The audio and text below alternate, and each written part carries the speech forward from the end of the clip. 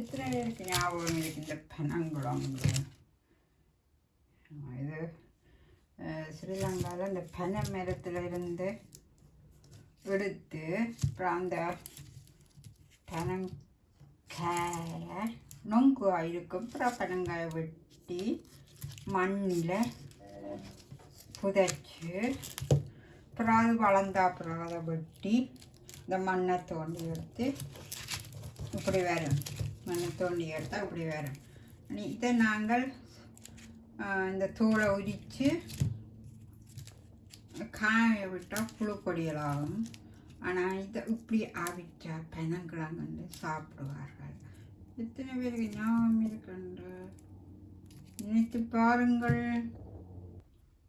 Okay, நாங்கள் இதை துப்புரவு செய்யணும். துப்புரவு செய்த இதை வெட்டணும் கத்தியால். இந்த அடியையும் இந்த நுனியையும் வெட்டி போட்டு இதை பிரிப்போம். பிரித்தா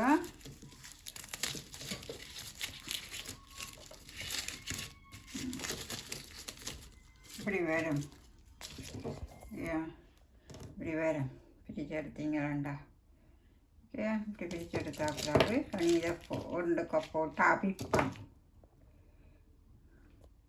ஓகே, இது துப்புராகி இது கழிவு. இதோட எறியணும் அந்த தோல்வை. எறிஞ்சிட்டு இதுதான் இந்த இடிச்சுள்ளுக்க வந்து எடுத்தாது.